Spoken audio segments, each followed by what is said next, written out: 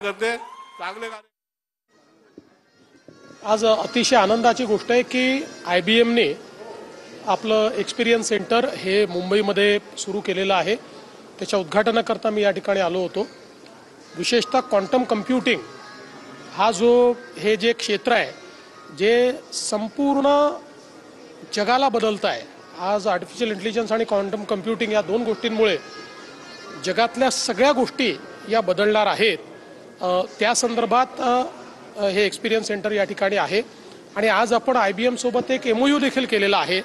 या MOUच्या माध्यमातून क्वांटम कम्प्युटिंगमध्ये काही यूज केसेस आपण तयार करणार आहोत।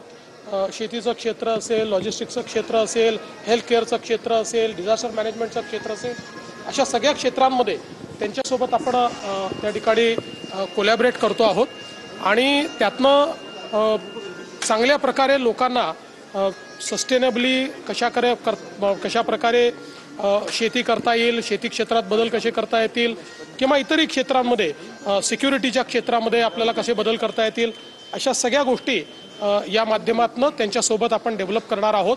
आणि त्यासोबत क्वांटम कम्प्युटिंगच्या क्षेत्रामध्ये जे मानव संसाधन आपल्याला तयार करायचं आहे तेही आपण IBM सोबत तयार करणार आहोत।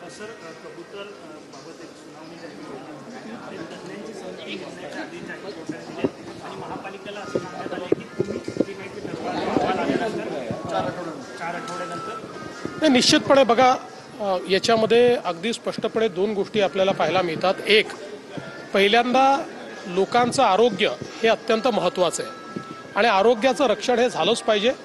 त्यासोबत काही आस्थेचे विषय आहेत, तर ते आस्थेचे जे विषय आहेत तेही आपण त्या ठिकाणी त्याची काळजी घेऊ शकतो, त्यातनं मार्ग काढू शकतो। काही अशा ठिकाणी देखील आपण फीडिंगची व्यवस्था करू शकतो की ज्या ठिकाणी वस्ती नाही आहे किंवा कंट्रोल फीडिंगचा एक मागे विषय काही लोकांनी सांगितला होता। अशा वेगवेगळ्या पद्धतीनं आपण यातनं मार्ग काढू शकतो। हा वादाचा विषय नाही आहे, हा समाजाचा विषय आहे। त्याच्यामुळे मला असं वाटतं समाजाचं आरोग्य आणि समाजाची आस्था या दोन्ही गोष्टी विचारात घेऊन योग्य प्रकारे या ठिकाणी आम्ही मार्ग काढण्याचा प्रयत्न करू। पहिल्यांदा तर या राज्य सरकारने असा कुठलाही निर्णय घेतलेला नाही। 1988 सालापासून हा निर्णय या ठिकाणी महाराष्ट्रात लागू आहे। 88 साली याचा GR काढण्यात आलेला आहे। अनेक महानगरपालिकांचे मी आता त्या ठिकाणी मलाही माहीत नव्हतं, मलाही मीडियातनं समजलं, मलाही माहीत नव्हतं की अशा प्रकारचा निर्णय आहे। पण ज्यावेळी मी बघितलं तर अनेक महानगरपालिकांना मी विचारलं की तुम्ही का असा निर्णय घेतला, त्यावेळेस त्यांनी 88चा GR मला पाठवला आणि त्यांनी हे देखील पाठवलं की दरवर्षी ते अशा प्रकारचा निर्णय घेत आहेत। अगदी उद्धव ठाकरे मुख्यमंत्री होते तेव्हाही त्यांनी घेतलेल्या निर्णयाची प्रत त्यांनी मला पाठवली, जी तुमच्याकडे मी कधी त्या ठिकाणी देऊन देईल। शेवटी सरकारला कोणी काय खावं हे ठरवण्यात काही इंटरेस्ट नाही, आमच्यासमोर खूप प्रश्न आहेत। त्यामुळे मला असं वाटतं की विनाकारण 1988 साली घेतलेला निर्णय आणि आज मात्र त्याच्यावर अशा प्रकारे वादंग तयार करायचा जणू काय आमच्या सरकारने निर्णय घेतला आणि काही लोक तर इथपर्यंत पोहोचले की ते शाकाहारी खाणाऱ्यांना नपुंसक म्हणायला लागले, इथपर्यंत लोक पोचायला लागले। तर हा मूर्खपणा बंद केला पाहिजे। अशा प्रकारे शाकाहारी, नपुंसक आणि मांसाहारी हे ज्याला जे खायचं तो ते खातोय। आपल्या देशात जे काही संविधानाने अलाव केलंय ते प्रत्येकाला जगण्याचा अधिकार आहे। आमच्या सरकारने घेतलेला हा निर्णय नाही, हा जुन्या सरकारनेच घेतलेला निर्णय आहे।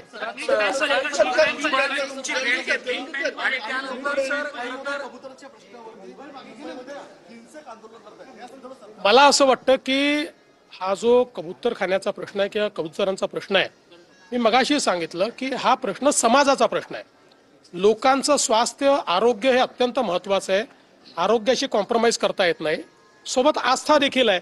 त्यामुळे आरोग्याशी कॉम्प्रोमाइज न करता आस्थेचा प्रश्न कसा सोडवता येईल हा प्रयत्न केला पाहिजे। पण मला हेही लक्षात येत आहे की काही लोकांना यातही महानगरपालिकेच्या निवडणुकीची संभावना लक्षात येते आहे आणि म्हणून याला एक समाजाविरुद्ध दुसरा समाज, एका भाषेविरुद्ध दुसरी भाषा, असं कसं भांडण लावता येईल असे प्रयत्न काही लोक करतात, पण ते यशस्वी होणार नाहीत। मुंबईचं मी तुम्हाला सांगतो प्रकृती अशी नाही आहे मुंबईची।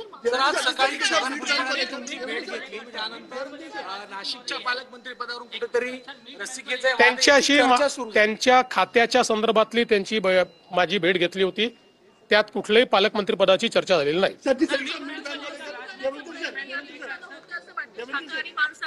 हे असल्या महाराष्ट्र इतका मजबूत आहे, की असल्या गोष्टींनी काही महाराष्ट्र या ठिकाणी हालेल आणि महाराष्ट्रामध्ये काहीतरी होईल अशा प्रकारे विचार करण्याचं कारणच नाही. महाराष्ट्र फार मजबूत आहे.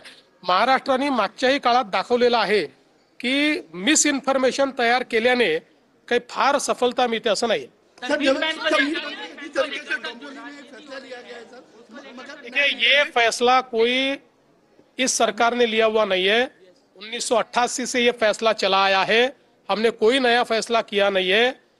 जब उद्धव ठाकरे भी चीफ मिनिस्टर थे तब भी ये फैसला था, अब भी वो फैसला है.